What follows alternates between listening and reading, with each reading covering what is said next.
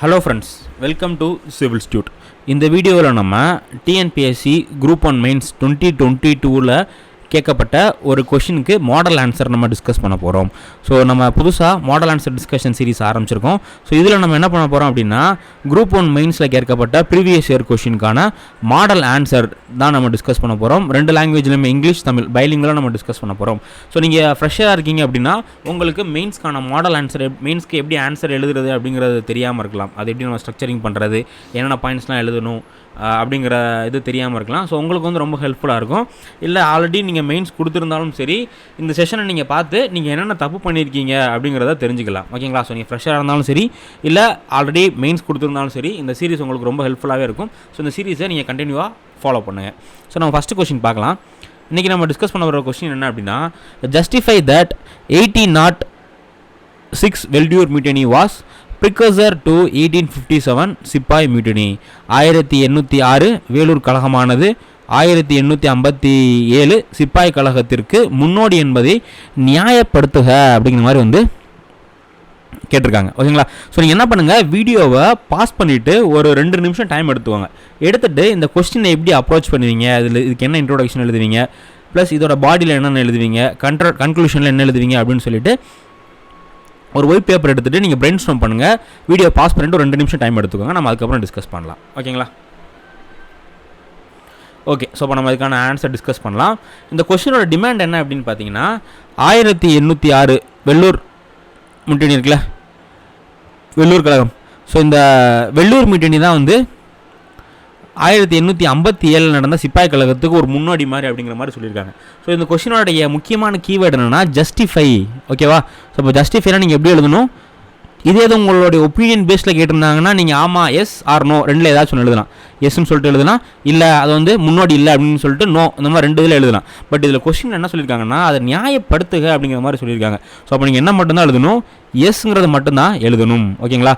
So நீங்கள் முடிஞ்ச அளவுக்கு என்ன பண்ணணும்னா, எப்படி வெள்ளூர் புரட்சி 1806 வெள்ளூர் மியூட்டினி வந்து சிப்பாய் கழகத்துக்கு ஒரு அடித்தளம் அமைச்சிச்சு அப்படிங்கிற மாதிரி நீங்கள் வந்து எழுதணும். ஸோ இதுக்கு நீங்கள் எஸ் மட்டும்தான் எழுதணும், நோ அப்படிங்கிற ஸ்டான்ஸில் எழுதக்கூடாது. சப்போஸ் நீங்கள் இதுக்கு நோ இல்லை அப்படிங்கிற மாதிரி எழுதுனீங்கன்னா அந்த கொஷின் வந்து தப்பு. அதே மாதிரி இன்னும் நிறைய ஆஸ்பிரண்ட் என்ன பண்ணுவாங்கன்னா, அவங்களுக்கு வெள்ளூர் கழகம் அதை பற்றி என்ன தெரியுது அதெல்லாமே ஒரு இதாக எழுதுவாங்க. அதே மாதிரி சிப்பாய் கழகத்தை பற்றி அவங்களுக்கு என்னென்ன தெரியுது, அதோட காசஸ், கான்சிக்வன்சஸ், இந்த மாதிரி அவங்களுக்கு அதை பற்றி என்னென்ன தெரியுதோ அதெல்லாமே எழுதுவாங்க. ஆனால் நீங்கள் என்ன பண்ணக்கூடாதுன்னு அந்த மாதிரி எழுதக்கூடாது. ஸோ இதுக்கு என்ன எழுதணும் அப்படின்னா, எந்தெந்த ரீசன்னால் அதுக்கு நீங்கள் ஜஸ்டிஃபை பண்ணணும். ஓகேவா? ஸோ இந்தந்த ரீசன்னால் வெள்ளூர் கழகம் அப்படிங்கிறது 1857 சிப்பாய் கழகத்துக்கு ஒரு முன்னோடி அப்படிங்கிறத ஜஸ்டிஃபை பண்ணணும். ஓகேவா?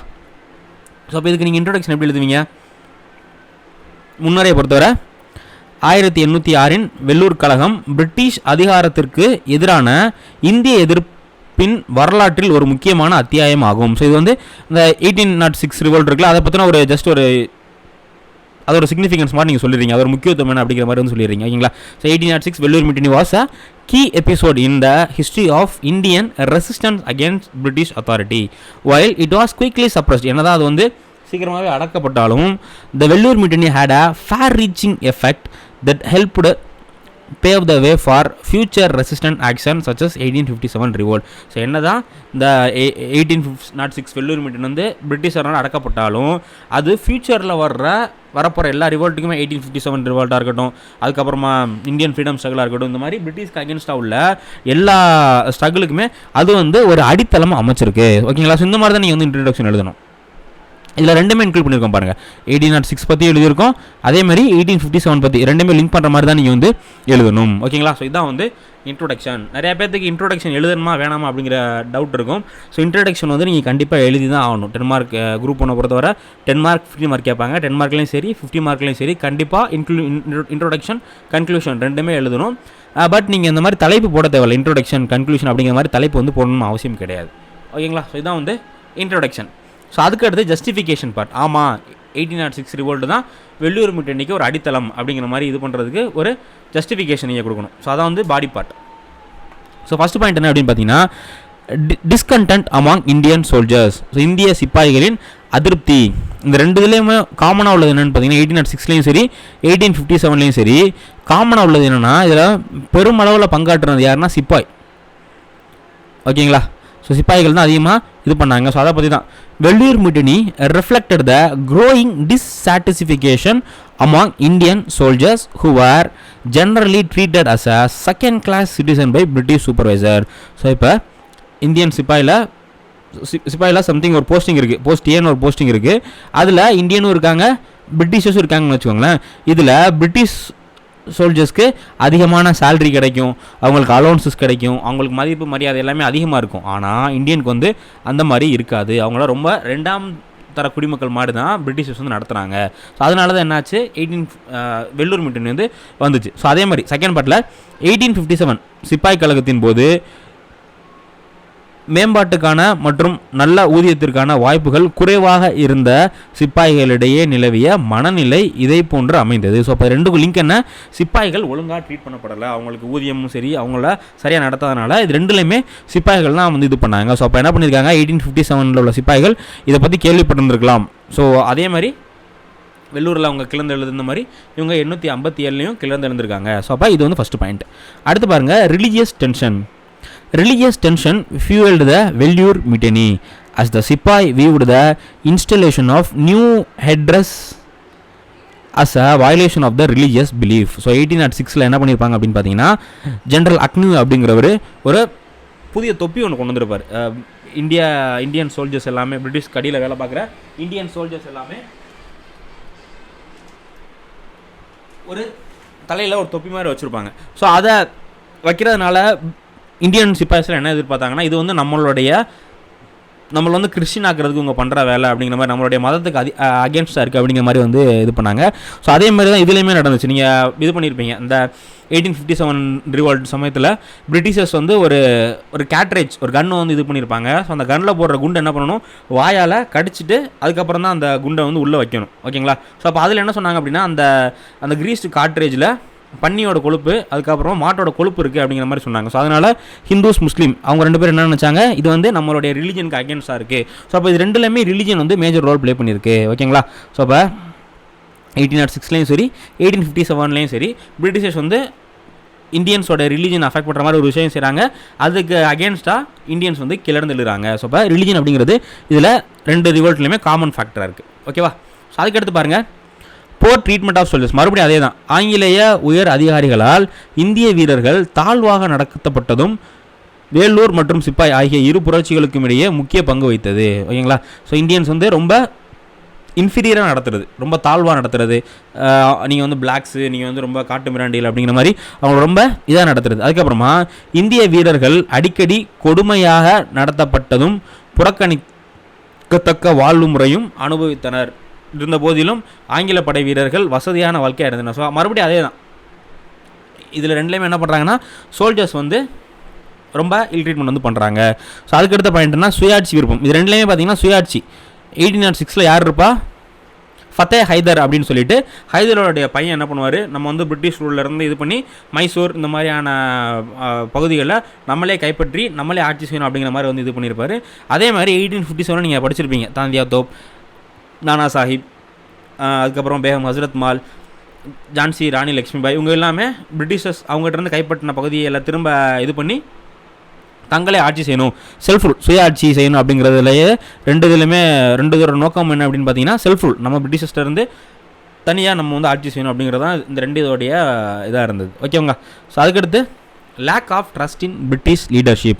In both Vellore and Sipai mutiny, Indian soldiers, citizens display a profound lack of confidence in British leadership. So இது ரெண்டு இதுலையுமே மக்கள்கள், சிப்பாய்களும் சரி குடிமக்களும் சரி புரட்சி செஞ்சதுக்கு முக்கியமான காரணம் என்ன அப்படின்னு பார்த்தீங்கன்னா, பிரிட்டிஷர்ஸ் மேலே இருந்த அவநம்பிக்கை. ஓகேங்களா? ஸோ பிரிட்டிஷர்ஸ் மேலே நம்பிக்கை இல்லாதனால தான் என்ன பண்ணுறாங்க, அவங்களே கிளர்ந்துடுறாங்க. பிரிட்டிஷர்ஸ் மேலே எதனால நம்பிக்கை இல்லை, ஸோ அதிகமான பிரிட்டிஷர்ஸோட எக்கனாமிக் பாலிசினால் அதிகமான ஃபெமைன் வந்துருச்சு. அதுக்கப்புறமா பிரிட்டிஷர்ஸோட ஃபாலோ பண்ண அட்மினிஸ்ட்ரேட்டிவ் அண்ட் அனெக்சேஷன் பாலிசிஸ்னால பிரிட்டிஷர்ஸ் வந்து நிறையா கிங்டத்தை வந்து என்ன பண்ணிட்டாங்க, அனெக்ஸ் பண்ண ஆரம்பிச்சிட்டாங்க. ஸோ இது ரெண்டுலேயுமே நடந்திருக்கு. ஓகேங்களா? ஸோ மைசூரை திப்பு சுல்தான்கிட்ட என்ன பண்ணியிருப்பாங்க, அனெக்ஸ் பண்ணியிருப்பாங்க. அதே மாதிரி 1857 ரிவோர்ட்லேயும் டாக்ட்ரின் ஆஃப் லாப்ஸு இந்த மாதிரி நிறையா பாலிசிஸை யூஸ் பண்ணி ஜான்சி, ஆவாத் இந்த மாதிரியான கிண்டது எல்லாமே அனெக்ஸ் பண்ணியிருப்பாங்க. ஸோ இது ரெண்டுமே இதுக்கான முக்கியமான காரணங்களாக இருக்குது. பிரிட்டிஷர்ஸ் மேலே அவநம்பிக்கை வந்து 1806 இருந்திருக்கு, அதேமாதிரி 1857 இருந்திருக்கு. ஓகேங்களா? ஸோ இது வந்து முக்கியமான ரீசன். ஸோ அதுக்கடுத்து இந்த 2 ரிவோல்ட்டோடைய முக்கியத்துவம், 1857 ரிவோல்ட்டு, அதுக்கப்புறமா 1806, இது ரெண்டோட முக்கியத்துவம் பார்த்திங்க அப்படின்னா, British response the Vellore mutiny was harsh and restrictive which fueled more resistance and revolt among Indian soldiers and citizens.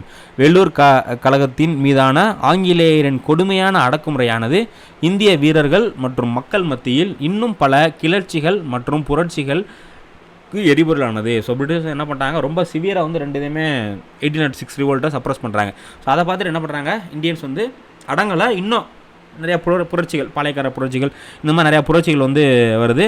அதே போல் 1857 புரட்சி மீதான ஆங்கிலேயரின் வலிமையான அடக்குமுறையானது இந்தியர்களின் காழ்ப்புணர்ச்சி மற்றும் தொடர் கிளர்ச்சிக்கு காரணமானது. ஸோ அந்த 1857 அவங்க பிரிட்டிஷர்ஸ் நம்மளை அடக்குமுறை பண்ணது, அதோட இன்ஸ்பிரேஷன் வச்சு தான் நம்ம என்ன பண்ணுறோம், 1857 காங்கிரஸ் வருது. அதுக்கப்புறமா நம்மளுடைய இந்தியன் ஃப்ரீடம் ஸ்ட்ரகிள் படிப்படியாக Gandhian phase, moderate phase, extremist phase, Gandhian phase அப்படிங்கிற மாதிரி ஒவ்வொரு நிலையை அடைஞ்சதுக்கு இந்த 2 ரிவோல்ட்டுமே முக்கியமான பங்காற்றிருக்கு. ஓகேங்களா? ஸோ அப்போ இது மூலிமா என்ன தெரியுது, 1857 ரிவோல்ட்டுக்கு அடித்தளம் அமைச்சு கொடுத்தது இது 1806 ரிவோல்ட். ஓகேங்களா? ஸோ இந்த மாதிரி தான் நீங்கள் வந்து எழுதணும். குரூப் 1 பொறுத்தவரை பாயிண்ட்டாக எழுதணும். ஒரு சப்ஹெட்டிங், இந்த மாதிரி ஒரு சப்ஹெட்டிங் போட்டுருங்க. சப்ஹெட்டிங் போட்டு அந்த சப்ஹெட்டிங் கீழே பாயிண்ட்டாக எழுதணும். நான் வந்து கொஞ்சம் எக்ஸ்பிளைன் பண்ணணும் அப்படிங்கிறதுக்காக பெரிய பெரிய ஸ்டேட்மெண்ட்டாக கொடுத்துருக்கேன். ஆனால் நீங்கள் எழுதில் என்ன பண்ணணும்னா, ஸ்டேட்மெண்ட் வந்து ரொம்ப ஷார்ட்டாக தான் எழுதணும். ரொம்ப எக்ஸ்பிளைன் பண்ணி எழுத தேவை கிடையாது. எந்த அளவுக்கு ஷார்ட்டாக எழுத முடியுமோ அந்த அளவுக்கு நீங்கள் ஷார்ட்டாக எழுதிக்கோங்க. ஓகேங்களா? ஸோ அப்போ லாஸ்ட் என்ன எழுதணும், கன்க்ளூஷன் வந்து எழுதணும். ஸோ கன்க்ளூஷன் என்ன, இந்திய வரலாற்றில் வெள்ளூர் மற்றும் சிப்பாய் கழகங்கள் அழியா தாக்கங்களை ஏற்படுத்தியது, இந்திய தேசிய இயக்கத்திற்கு உதவியதுடன் ஆங்கில காலனி ஆதிக்கத்தையும் முடிவுக்கு கொண்டு வந்தது. 2 நிகழ்வுகளுக்கும் இந்திய சுதந்திர போருக்கு முக்கிய பங்காற்றியது, மேலும் பிற்கால இந்தியா விடுதலை வீரர்களுக்கு ஊக்கமாக அமைந்தது. ஓகேங்களா? ஸோ இதான் வந்து கன்க்ளூஷன். அப்போ அது ரெண்டுமே என்ன பண்ணியிருக்கு, இதுக்கடுத்து என்னென்னலாம் 1857 அப்புறம் என்னென்னலாம் நம்மளுடைய ஃப்ரீடம் ஸ்ட்ரகிள் ஈவெண்ட் வந்திருக்கோ அதுக்கு எல்லாமே இன்ஸ்பயர் ஆனது எது அப்படின்னா, இந்த வெள்ளூர் மியூட்டினியும் 1857 மியூட்டினி, இது 2 தான். ஓகேங்களா? ஸோ இந்த மாதிரி தான் வந்து கன்க்ளூஷன் எழுதணும். கன்க்ளூஷன் எழுதியில் ஒரு விஷயம் ஞாபகம் வச்சுக்கோங்க, உங்களுடைய கன்க்ளூஷன் பாசிட்டிவாக தான் இருக்கணும். ஓகேங்களா? பாசிட்டிவாக ஒரு ஃபியூச்சரிஸ்டிக்காக தான் நீங்கள் வந்து கன்க்ளூஷன் எழுதணும். ஓகேவா? ஸோ இந்த வீடியோவுக்கு நல்ல ரெஸ்பான்ஸ் இருந்துச்சு அப்படின்னா நம்ம குரூப் 1 கொஸ்டின் 2022 கேட்கப்பட்ட எல்லா கொஸ்டினுக்கும் ஆன்சர் வந்து டிஸ்கஸ் பண்ணுவோம். அதே மாதிரி 2019 கேட்கப்பட்ட எல்லா கேள்விகளுக்குமே இதே மாதிரி மாடல் ஆன்சர் வந்து டிஸ்கஸ் பண்ணுவோம். ஸோ உங்கள் ஃப்ரெண்ட்ஸுக்கெல்லாம் ஷேர் பண்ணுங்கள். இந்த வீடியோவோட ரீச் நல்லா இருந்துச்சுன்னா மட்டும்தான் நம்ம வந்து போஸ்ட் பண்ண அடுத்து இந்த இதை கண்டினியூ பண்ண முடியும். ஸோ அதனால் இதை ஷேர் பண்ணுங்கள், உங்கள் ஃப்ரெண்ட்ஸ்க்கு எல்லாமே ஷேர் பண்ணுங்கள். வேறு ஏதாவது சஜஷன் இருந்துச்சு அப்படின்னாலும் கமெண்ட் செக்ஷனில் கமெண்ட் பண்ணுங்கள். நம்ம குரூப் 1க்கு நிறையா ஃப்ரீ இனிஷியேட்டிவும் பண்ணிகிட்ருக்கோம். அதை பற்றி டீட்டெயில் வேணும் அப்படின்னா